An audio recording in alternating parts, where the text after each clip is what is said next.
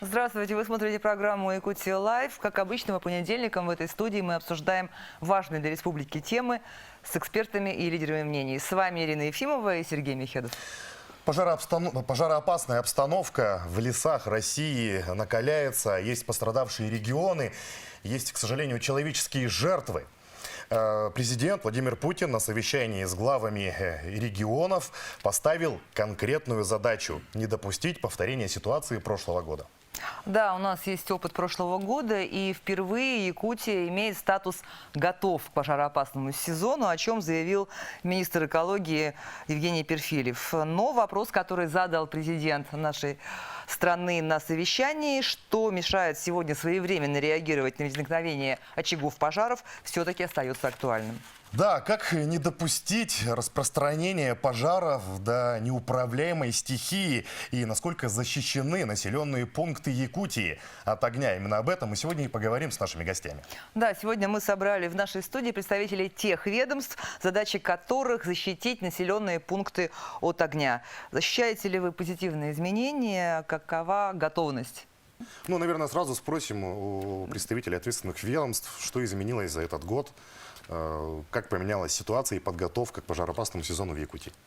У нас действуют новые нормативы по защите населенных пунктов от лесных пожаров. Это противопожарные расстояния.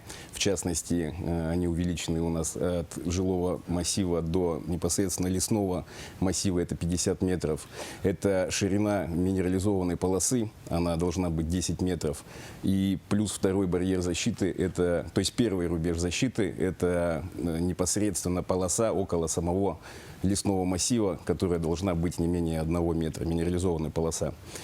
То есть таким образом расстояние до населенных пунктов у нас увеличено. И мы считаем, что это должно повлиять на ситуацию при угрозе населенным пунктам. Как вот по новым нормативам готовы? Что? Да, действительно, как вы уже сказали, мы подготовкой начали согласно новых нормативов. Конечно, для начала работы были проблемы, но в данное время 17 муниципальных образований эти работы проводят. После 15 мая мы должны принять комиссионно. В нашем районе, где постоянно проживает население 22 населенных пункта. В этих населенных пунктах мы, согласно новых требований, должны создать минерализованные полосы. Конечно, это полосы будут защищать от лесных пожаров. Горькая практика показала 19-20 годов в нашем районе, что эти минерализованные или противопожарные разрывы действительно нужны. И реально, конечно, они помогают при сдерживании угрозы, прямой угрозы населенных пунктов. Вы сейчас уже готовите, да, эти полосы? Завершаем работу. Как в Хангаласском улусе дела обстоят? Ну, в Хангаласском улусе, значит, у нас в этом году 17 населенных пунктов подвержены угрозе лесных пожаров. Правильно тут сказали, согласно постановлению правительства 1479, в этом году изменились нормативы. Раньше был 1,5 метра, сейчас 10. Вот. Ну, на данный момент у нас прошлый год просматривали, все минерализованные полосы сделаны. В этом году, как снег сошел, начали обновлять. Вот на данный момент у нас где-то 57, общая длина 57,4 километра – это минполосы, и где-то 36,7 – это противопожарные разрывы. Тут правильно сказали, что разрывы минполос очень помогают. Но немаловажный фактор, да, чтобы в каждом населении были группы людей, маневренных мы называем, да, которые мобильные, которые в первые часы, минуты начинают тушить. Вот если это сделать вовремя, тогда уже можно избежать больших потерь. Те противопожарные разрывы, да, вот они все увеличены на 10 метров. Это как бы требование федерального закона. А каким образом идет регулирование этой работы? Как наблюдаете за работой, отслеживаете? Значит, в настоящее время у нас в республике утвержден перечень в феврале этого года правительством Республики Саха-Якутия, который утверждает 475 населенных пунктов, подверженных угрозе лесных и ландшафтных пожаров. В данное время Главным управлением МЧС России по Республике Саха-Якутия проводится работа по проверке этих населенных пунктов. Также проводится проверка паспортов безопасности. На данный момент 206 населенных пунктов у нас готовы, а 269 в соответствии с этими паспортами безопасности они считаются еще пока не готовы. Ну, То работа, есть большая часть населенных пунктов еще не готова. на данный момент, да, работа в этом направлении ведется. Также по поручению Совета Безопасности Российской Федерации, по поручению нашего Верховного Главнокомандующего, президента Российской Федерации Владимира Владимировича Путина, проводятся внеплановые проверки населенных пунктов. Планируемая дата окончания проверок – это 15 июня. В настоящее время мы проверили 84 населенных пункта, и в 44 населенных пунктах у нас выявлено нарушения. Свыше 400 нарушений правил пожарной безопасности. Ага. Ну вот, простите за такой, может быть, дилетантский вопрос, да, сейчас пожары уже начались, уже 4 пожара зафиксировано, и к 15 июня, ну, если не будет готово, то все будет гореть. Мы должны быть готовы. Именно данные мероприятия противопожарные, обустройство населенных пунктов, это является полномочием органов местного самоуправления. Но по поручению главы сейчас нами проводится работа по именно стимулированию органов местного самоуправления, чтобы они своевременно выполнили вот эти все требования. Для этих целей у нас прорабатывается вопрос стимулирования, как сказал, да? Материального. Да, финансового. То есть это будет выделение дополнительных дотаций на уровне бюджетной обеспеченности. И там главным критерием будет именно у нас определены сроки проведения работ. И по итогам данных работ будем сделать анализы. И в тех населенных пунктах, где не будет нарушения, там Министерство финансов будет выделять дотации. Есть поручение нашего полпреда Юрия Петровича Тротнева о сплошной вырубке Абсолютно лесов верно. вокруг населенных Как вы пунктов. считаете, это Он эффективная мера? был инициатором вот этого, когда ему довели. Да, я считаю это правильно, потому что функция нашего учреждения – это не защита населенных пунктов. У нас немножко другая функция. Мы должны обнаруживать и тушить пожары на удаленных территориях. Наоборот, не вблизи населенных пунктов, а удаленных. Но практика показывает, что нам приходится работать и по защите населенных пунктов, потому что сил не хватает. Интенсивность горения по прошлому году была очень большой. И, естественно, силы были задействованы в том числе и внутри населенных пунктов, да? Там, где и пострадали наш населенный пункт. Значит, здесь что происходит? Пожар подходит к населенному пункту. И вместо того, чтобы нам оперативно начинать тушение, мы вынуждены прокладывать минерализованные полосы, чтобы в первую очередь вопрос стоит о защите населенного пункта, а потом уже тушение. То есть если выбираем, что будет хуже, то в нашем случае лучше опахать населенный пункт и отжечься от него, пусть горит большая площадь, чем пострадают объекты. Ну, тушить пожар, когда... Да. То перекинуться есть сначала на- нужно на защитить дома. объект экономики или там населенный пункт, но потом уже заниматься пожаром. Такое было. И чтобы вот этого не происходило, здесь делается противопожарный разрыв. Потому что практика показала, время уходит, а пожары, они же ведь разные бывают. Есть пожары, которые и за 500 метров летят головешки, и там защитить будет потом очень сложно. Мгм. А вот главы как думают? Действительно вопрос спорный. Горькая практика показала, что противопожарные разрывы обязательно нужны. Наши населенные пункты, основная масса населенного пункта, это перемыкает с лесными массивами. Поэтому угроза очень большая. Поэтому вот сплошная рубка, конечно, большая часть населения против, но мы убедили, что для их же безопасности это мероприятие проводится. То есть Поэтому- приходится работу с населением вести, Да, разъяснительную? разъяснительная работа. У нас маленько чуть-чуть другая ситуация. Вот. Ну, сплошная рубка в некоторых случаях не совсем правильно. У нас, например, населенные пункты на берегу Лены, да, и вдоль леса. И этот лес держит землю. Если этот лес убрать, то может оползень получиться, и дома уйдут. То тоже, вот, как житель-то, если мы уберем лес, дом уйдет, кто виноват будет? Поэтому надо тоже аккуратно подходить и смотреть индивидуально вот на То есть каждый тут населенный. сплошная вырубка уже Ну, да, если никак. сплошной, Может скажут, быть, просто рубите все. необходимо как-то обозначить, да, какие-то Да, моменты, да, какие-то на надо законодательном уровне. избирательно подходить, я так думаю. У нас вот некоторые моменты, вот, например, деревня Идя есть вот у нас на берегу реки, да? Красивое место, но на пригорке. А там лес, там если вот лес уберешь, он может уйти. Вот это старожилы, так говорят старики. С старых времен там дома уже существуют, то уже возможно поднять вопрос о переносе вот этих жилых домов. Ну, как бы жизнь людей-то важнее, чем это. Сокала Из перенести опасной очень зоны сложно. Да, куда-то да. в другое место? Да. Ну вот, не знаю, я насколько знаю по опыту, люди вообще не хотят переезжать. Да. Даже вот есть у нас села, которые подтопляются там ежегодно, да, они же все равно они не хотят уезжать с насиженного места. Они там жили, там дедушки их жили. Есть такое. Я хочу добавить, можно, да, подготовка к пожароопасному периоду, правила, нормативы, разрывы, это все понятно. Но я хотел бы еще напомнить, чтобы люди не забывали, что такое стихия и чрезвычайная ситуация, что вот то, что сейчас вот произошло в Сибири, в Красноярском крае, в Омской области, там, значит, ветровая нагрузка была до 40 метров в секунду. Вот взять, к примеру, прошлогодний наш пожар в Бескиеле, в горном районе. И ведь мы ждали этот пожар, мы готовились. У нас была для такого маленького, скажем, населенного пункта, там сосредоточена беспрецедентная группировка. Там было на тот момент 7 пожарных автоцистерн, авиадесантные пожарные подразделения, военные вооруженные силы, лесопожарные подразделения, наземные службы. 3 кольца было минерализованных полос. И ветер, порывы были 26 метров в секунду. И просто произошел огненный шторм.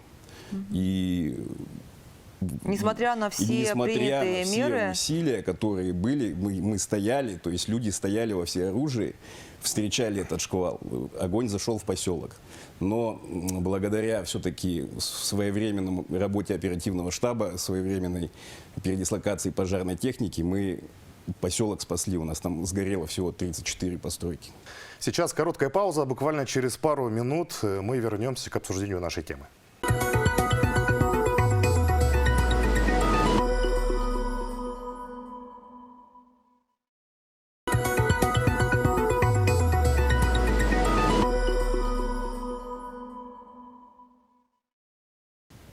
Вот у нас есть данные, некоторые предлагаем сейчас обратить внимание. Сейчас режиссер у нас включит. Здесь вы все можете увидеть, да, подготовка к пожароопасному сезону в Якутии. Увеличено финансирование из федерального бюджета в 5,6 раз, до 1 миллиарда 612 миллионов. Республиканский бюджет почти в 2,5 раза выделили средств, то есть 900 миллионов рублей.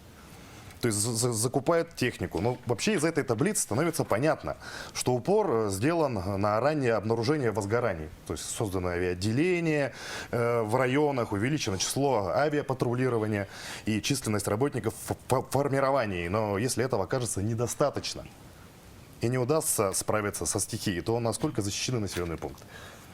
На таблице стоит с 40 до 50 миллионов. Мы на 10 миллионов увеличили охраняемую территорию. Общая площадь лесного фонда 254 миллиона. То есть 200 миллионов у нас не охраняется. Вы должны это понимать. То есть мы охраняем 1/5 от того, что есть в республике. И понятно, что на тех 4/5 может произойти что угодно. Там возникнут лесные пожары, которые будут развиваться, которые потом через месяц начнут подходить к каким-то населенным пунктам. Такое возможно. И это мы прогнозируем. И с этим, конечно, будем бороться в той степени, где мы можем это все дело произвести. Есть районы, где мы даже долететь не можем теоретически, у нас не хватает дальности полета, потому что не везде сейчас есть аэропорты, везде заправка и прочее. Ситуация, да, она может выйти, как бы быть опасной. Тем более, что в тех участках, где вот я обозначил 200 миллионов, это будет основной причиной пожара, это грозовая деятельность, который начнется где-то с середины или ближе к концу июня и до конца июля. И там в день, вот по прошлому году у нас возникало до 40-50 пожаров в сутки. Понимаете, то есть объем какой? У нас за прошлый год было больше 1600 пожаров, и был период, когда такое огромное количество высыпается, и мы физически просто не справлялись, у нас людей не хватало. Несмотря на то, что сюда завезли практически с 17-18 регионов личного состава авиасохраны других районов, да, то есть люди подготовлены, это не местное население. Местного населения здесь было задействовано порядка 5000 человек, да. Потом военных, вот как сказали, там 120 человек, МЧС порядка 200 человек. То есть огромное количество личного состава и техники, которая была задействована. И то у нас были проблемы. Горит практически все. И головни, вот как Владимир Сергеевич сказал, там за 500 метров горящие искры, головни, пламя. Ну, то есть, за получается, перед позицией. стихией мы бессильны. Остаемся бессильными. Нет, ну почему бессильно? Мы делаем Мы все готовы к возможное. встрече со стихией, да? Мы делаем все возможное, но Возможно всякое. возможно всякое. Ну вот сейчас вот пример Красноярского края, где сгорел целый поселок. Порывы ветра до 40 метров в секунду. То есть, ну тут практически эта ситуация. Никакая пожарная охрана, никакая авиация. Ну, поможет. вот смотрите, я в прошлом году был удивлен, и впервые за длительный промежуток времени зафиксировали продвижение пожара, который за сутки прошел 123 километра. Это в Кобяйском районе. 123 километра за сутки. Ширина его где-то была порядка, наверное, 20-25 километров. То есть как вот стержень пошел. Ну и что вы думаете, если бы на пути вот этого пожара что-то попалось бы, там что бы осталось от того населенного пункта или вот объекта какого-то экономики? То есть просто повезло, что там ничего не было? Да, это была зона контроля, это предгорье, я понимаю, там рельеф, погода, ветер, все это в совокупности сложилось, и за сутки он прошел такое расстояние. Это максимально то, что я там увидел. А в эти дни как раз, ветер дул у нас практически, наверное, неделю, вот как раз и ситуация произошла и с Бескёлем, вот этот промежуток времени. У нас ведь не один был пожар в районе Бескёля, у нас было по республике сотни пожаров, и которые развивались, и за эти вот дни они прошли, которые 30 пожаров, некоторые 50 пожаров за сутки прошли. То есть огромные расстояния проходили. Представляете, какой объем работы нужно было выполнить и защитить. И ситуации были разные и в Кобяйском районе, и в Намцах, и в Усялдане. Везде стояли, была ситуация, где могли пострадать населенные пункты, объекты могли пострадать. Но, слава богу, благодаря тем слаженным действиям, которые происходили, не допустили. Поэтому здесь стараемся выполнить то, что может, и то, что мы имеем, привлекаем по полной возможности. Господин Николаев, глава республики, недавно отмечал, что при таких пожарах, именно как раз-таки при серьезных, помогает авиация. Как вы считаете, справляется авиация? У нас хватает ли авиации? Или... Ну, вы сами, наверное, ответили на свой вопрос, зная нашу инфраструктуру. Если внутри одного района порой нет возможности маневрировать силами и средствами, а добраться можно только авиационным способом. Естественно, без авиации мы никуда. На сегодняшний момент авиации у нас, в принципе, достаточно. Договора у нас заключены на авиационной работе. Дополнительно еще будет задействована авиация МЧС при необходимости. Здесь тоже борта находятся в дежурстве. Значит, в этом году субъект принял решение переоборудовать воздушное судно под вызывание осадков. Вот коллеги этим как раз занимаются, он расскажет поподробнее. расскажите. Да, расскажу. Как раз сегодня вот этот самолет по искусственному вызыванию осадков у нас прибыло. Получается, у нас есть договор с ФГБУ, Центральная аэрологическая обсерватория, город Москва. У нас в текущем году контракт на 180 часов работы. Ну, как сказал Арсений Сергеевич, данный вид, ну, как бы, метод работы, да, по искусственному вызыванию, мы в текущем году планируем именно на предупреждение, то есть в случае повышения класса пожарной опасности. Если атмосферная засуха, мы уже, То есть заранее не туда летит дожидаясь самолет и- пожара, должны уже провести профилактическую работу по снижению класса пожарной опасности. То есть полетит самолет и вызовет осадки там? Да. Но Если есть, если откуда, есть, из чего да, да, вызвать. да. И есть, получается, несколько типов облак, да, и вот именно должно быть определенные критерии, ресурсная облачность, да, называется, да.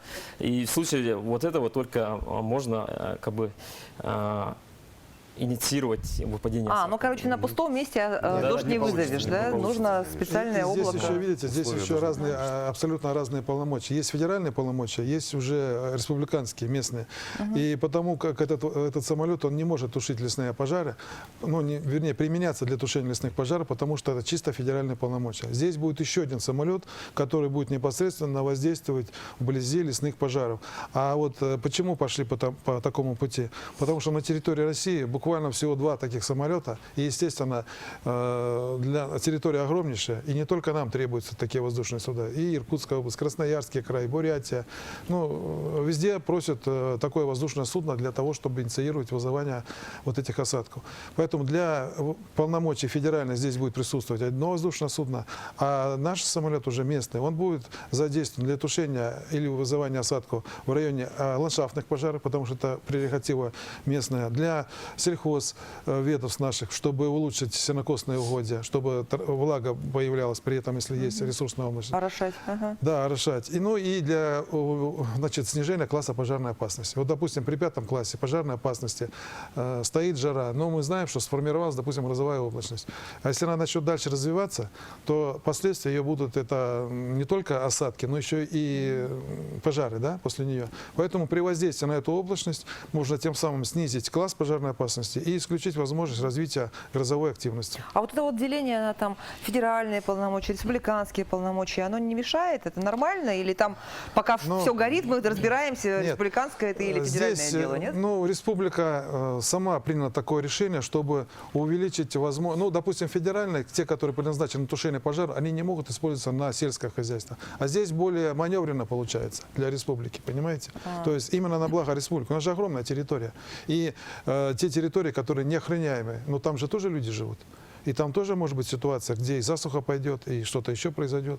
Поэтому для этих целей он и создан. А вот как Да, бы- предлагаю еще раз вернуться к горькому опыту прошлых лет. Уже опыт какой-то накоплен.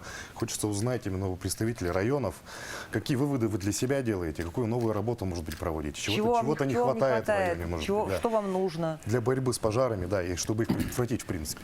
Ну, на уровне республики, конечно, очень много нормативно-правовых актов принимается, практическая помощь оказывается.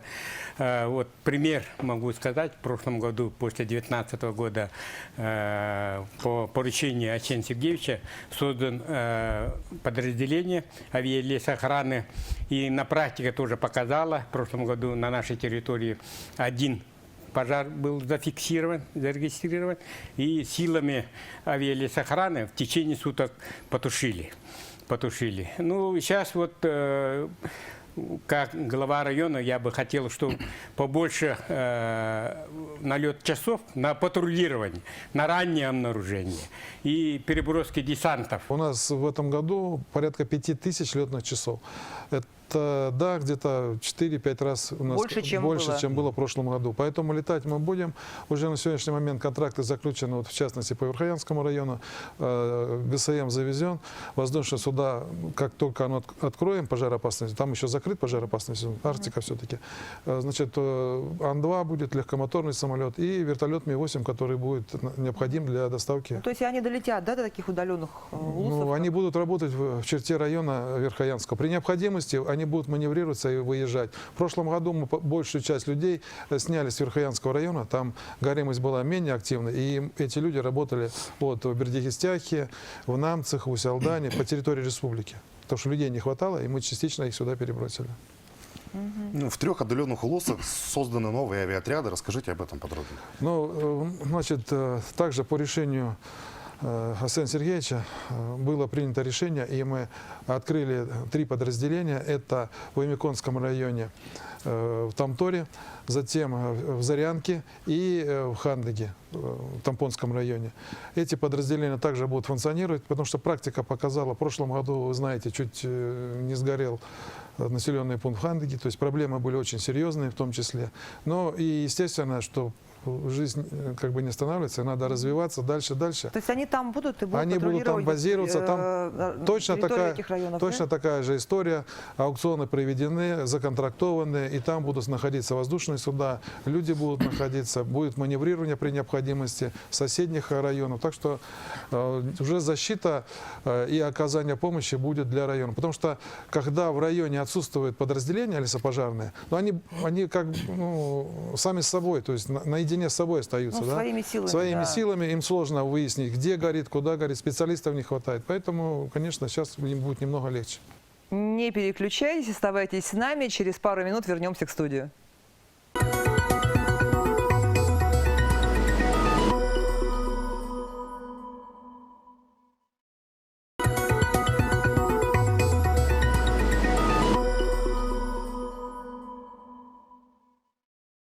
В части увеличения сил тоже прокомментирую, да. Непосредственно защита населенных пунктов, это в первую очередь обеспечивает пожарная охрана. И вот тоже по поручению руководства в текущем году во всех муниципальных образованиях, в районах, именно в райцентрах, создано нештатное формирование государственной противопожарной службы в количестве там 286 личного состава.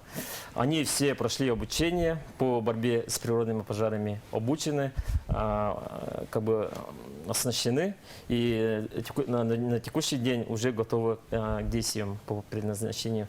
Вот недавно в майские выходные у нас был пожар в Момском районе, вот первый пожар, ландшафтный пожар был.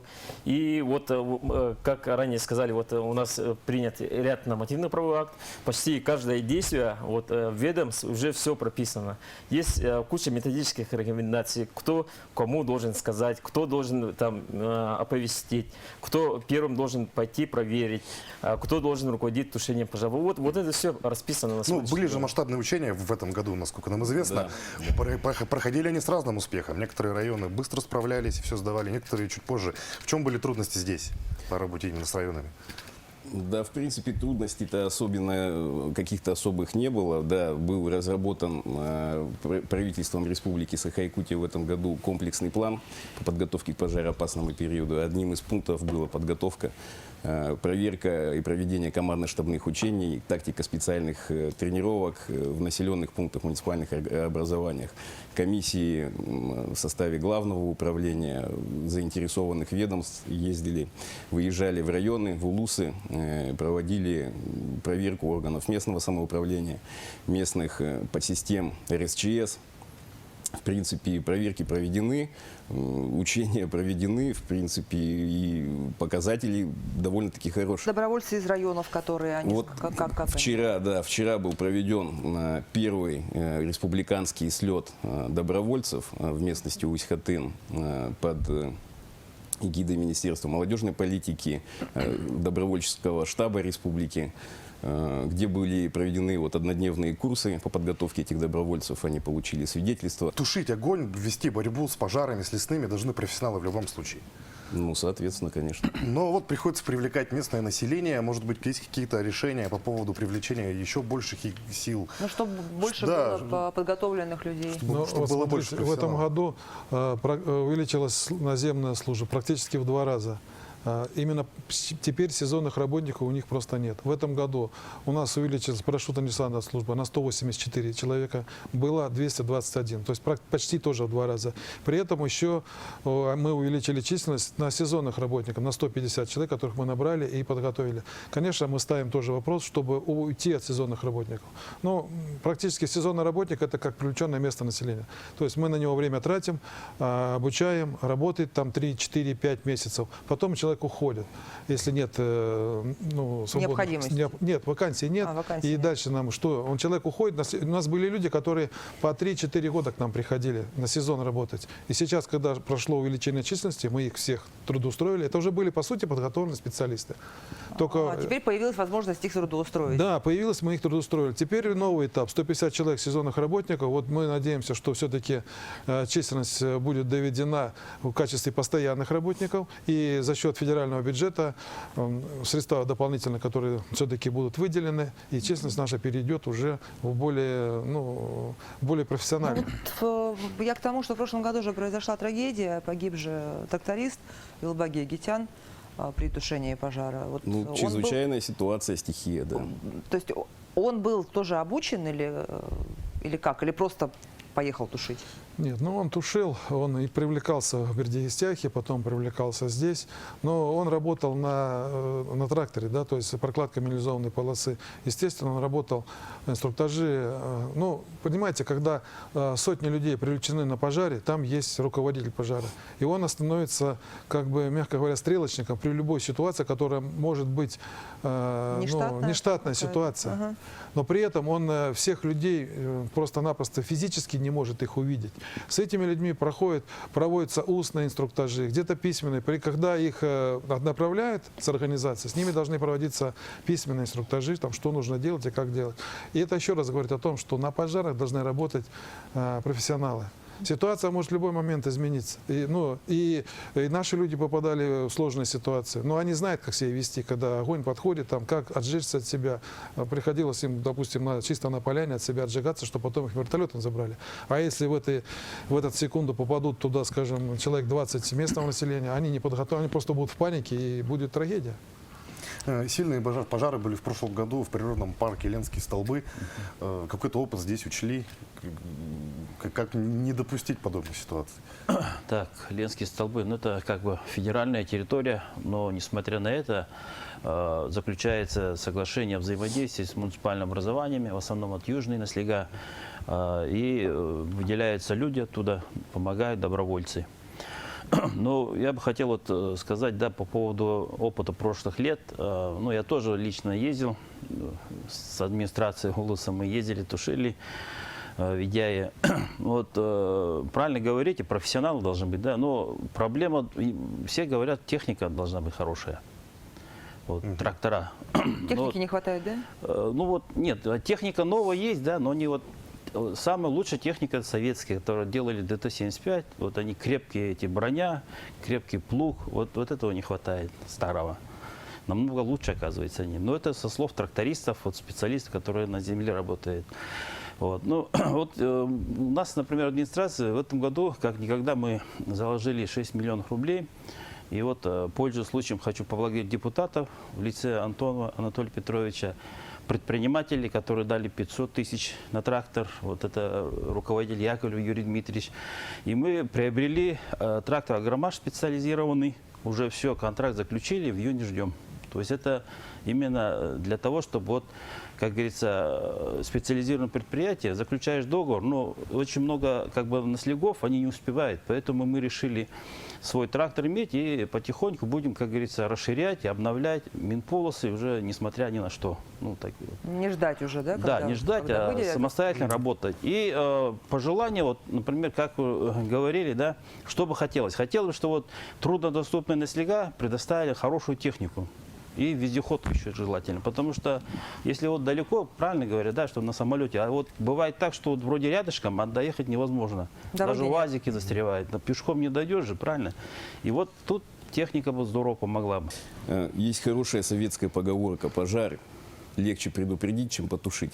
Вот профилактика пожаров, она должна стоять, и она стоит на первом месте. Сейчас я, вот, пользуясь случаем, хочу обратиться к населению. У нас сейчас открыт сезон охоты. Массово все выехали охотиться. И по опыту прошлого года, да, ну и вообще прошлых лет, вот первые термоточки у нас идентифицируются именно вокруг озер, на островах, вдоль рек. То есть где-то упустили, огонь ушел в лес, начался то есть там лесной были пожар. охотники, не потушили костер или там бросили окурок, да? Антропогенный фактор, Грубо да, говоря. человеческий. Проблема какая возникла? Вы вот сейчас слышали про Красноярск. Там ведь ни один пожар не пришел с Гослесфонда. Там все пожары были степными. Именно вот выжигали траву где-то вблизи населенного пункта. Это не Гослесфонд, это и как раз земли поселения. Они сами себя подпалили, понимаете. Поэтому здесь возникла проблема, что что-то нужно с этим делать. Сделать минерализованную полосу, противопожарный разрыв. Он может защитить от травяной растительности, если она будет гореть. У него высотоплавание будет там полметра, да? То противопожарный разрыв он защитит. Если же это будет верховой лесной пожар, он не спасет. Он лететь будет за километры. Все. Поэтому здесь сейчас у них полномочий стало Вот больше, и проблем стало намного больше. как прокомментируют у нас представители ОУС? Да, есть такая проблема, которая, ну, очень финансово проблематично и решать оперативно. Да? Ну, вот, прорабатывается на уровне республики выделение межбюджетных трансфертов на обустройство, ну, тех же противопожарных разрывов, на создание минерализованных полос, на создание пожарных добровольных команд, дружин. Ну, конечно, как глава, я, конечно, разделение вот, земель там иных категорий, республиканской, федеральной собственности, я, конечно, против, да. Раз стихия должна быть общая. Ну, то есть пожар и пожар. Тут, да, значит, согласно тушить. 131 закона, федерального закона, да, это полномочия, если что-то происходит на землях иных категорий, то зона ответственности наша. Но, тем не менее, мы, сообщаясь с республиканскими структурами, федеральными структурами, общую задачу, ну, пока выполняем. У нас в народе есть хорошая поговорка: огонь и вода, враги без языка, так говорят. Вот. Но, несмотря на это, да, хоть мы, естественно, правильно Максим Владимирович сказал, профилактика, информируем население, мы работаем плотно. Вот. Тут хочешь не хочешь, как говорится, у нас 2-3 протокола приходят, где мы все отрабатываем. Вот. И буквально до каждого достучались, и одиноко проживающие, многодетные, социально незащищенные и так далее, и так далее. Уже как бы мы почти пофамильно знаем, кто где живет. Вот. Ну и у меня, как бы у нас Хангаласский область, если посмотреть, у нас как бы географическое положение очень хорошее. Мы с матушкой Леной защищены, и мы, если фронт идет, только впереди держим, да. И плюс еще долина Эркен, у нас естественные преграды, там трасса у нас, протоки, та сторона, тот берег у нас железная дорога, федеральная трасса. Ну, как бы, ну, несмотря на это, конечно, мы и минполосы, и разрывы делаем, с людьми работаем. Вот про ДПК вы говорили, да, у нас вот разработана муниципальная программа в районе, и мы каждый год разыгрываем субсидию на поддержку ДПК. В этом году это было 312 тысяч. Ну, ДПК это что, простите? это добровольная пожарная команда. У нас руководитель Михайлов Михаил Михайлович. Ему очень большое спасибо. Севастьянов Федор Михайлович, это начальник ПЧ-37, которые вот это вот создали много лет назад и благополучно работает. И всячески мы поддерживаем. Вот, проводим значит, соревнования у себя в районе. Также ДПК проводит тренировки. Вот буквально в майские праздники проводили они. Тушили, вот, навыки отрабатывали. Вот у меня еще такой вопрос. Вы когда говорили об антропогенных факторах, ну вот что там охотники поджигают и так далее, а вот сельхозпалы, которые у нас, несмотря на все запреты, до сих пор любят проводить население. Вот нет, у нас не проводят. с этим что делать? Ну вот смотрите, вот 4 пожара, которые у нас возникли на вчерашний день, сегодня они уже ликвидированы. Причина их это, по сути, сельхозпал, потому что они возникли на землях иных категорий и с переходом на Гослесфонд. Поэтому здесь получилось 4 пожара, да, то, что они тушили в одной категории земель, потом зашли в другую и нанесли ущерб лесному хозяйству. И здесь я сразу хотел бы предупредить тех, кто это производит. Последствия очень сложные.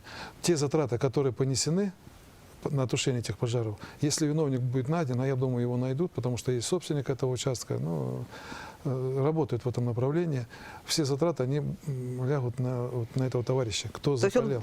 Он полностью возместит будет возместить все затраты, которые понесены, и ущерб лесному хозяйству. Какой он там будет, большой, маленький. Но это еще, так скажем, небольшой пожар. А бывают пожары, которые там сотни, даже тысячи гектар лесного хозяйства захватывают. И работа там авиационной техники приходится там работать. Потом еще наземная техника, бульдозера, тралы, переброска с одного района в другой. Стоимость пожара доходит там до десятков миллионов рублей. И такие случаи были, когда судебное решение выносили, когда находился виновник, и судебное решение выносилось о возмещении именно затрат понесенных, с учетом ущерба. То есть плюс уголовное дело ты можешь получить и возмещать, и выплачивать там десяток, миллионов рублей. Я думаю, для сельского жителя, даже если это будет 100 тысяч рублей, Да. это будет очень серьезная цифра. И, пользуясь случаем, хотел бы всех предупредить. Лучше не жгите. Если хотите сено, выкосите это сено. Но не жгите, потому что проблем потом в разы больше у всех становится. Во-первых, мы несем затраты, те, которые мы должны тратить там на грозовые пожары, на что-то еще. А мы, по сути дела, человеческий фактор, мы сжигаем там один пожар, это практически детский садик построить можно. Или там школу На эту какую-то сумму. новую. Да. То есть мы несем огромные затраты, и естественно, что последствия потом будут печальные. Впереди еще целый пожароопасный сезон. Что там будет, мы не знаем. Что касается техники, значит, здесь сейчас у нас действует программа, национальный проект «Экология».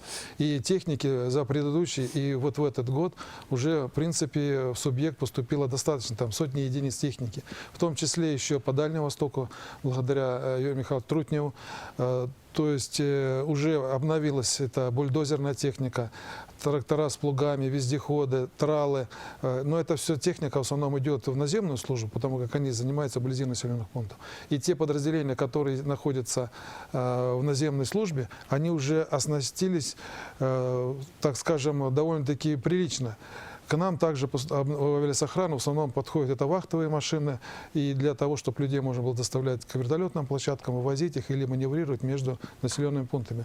Так что время движется. Конечно, качество, может быть, техники какой-то оставляет желать лучшего, но тем не менее сейчас мы знаем, что упор стоит на российскую технику, и качество сейчас тоже будет подниматься, потому что идут рекламации. В случае того, что если техника как-то что-то не устраивает, идет на завод рекламация, они восстанавливают, возмещает там двигатель, если вышел из строя или что-то еще. И со временем, я думаю, что наша техника будет не хуже, чем заграничная, скажем, была, или там советских времен. Восстановимся. У нас остается совсем немного времени. Зачастую виновником как раз-таки лесных пожаров становится человек. Что бы вы хотели, вот, завершая наш разговор, сказать нашим телезрителям, может быть, какую-то памятку, я не знаю, что-то такое, чтобы человек не шел и не жег больше лес никогда. Ну, И в принципе, сельхозпалы не Сельхозпалы не я проводил. уже как бы сказал, будьте внимательны, соблюдайте правила пожарной безопасности в лесах, потому что последствия для и жителей, и для самого виновника будут очень печальными. Ну, кто скажет спасибо, если ты, сжигая сено или там траву сухую у себя на даче, спалишь соседу дачу? Ну, спасибо никто не скажет. Естественно, что только станешь недоброжелателем. Поэтому берегите, лучше возьмите термос с собой, попейте с термоса чай, чем разводить костер, бросить его, ну, последствия будут печальны. Ну, что можем сказать в итоге нашей беседы? Финансирование увеличено, средства выделены, техника закуплена, Самолет целый. самолет целый, людей наняли в 2 раза больше. Стало теперь борцов с огненной стихией. Да, Но- полосу увеличили. Да, полосу увеличили, но вместе с тем стихия остается стихией.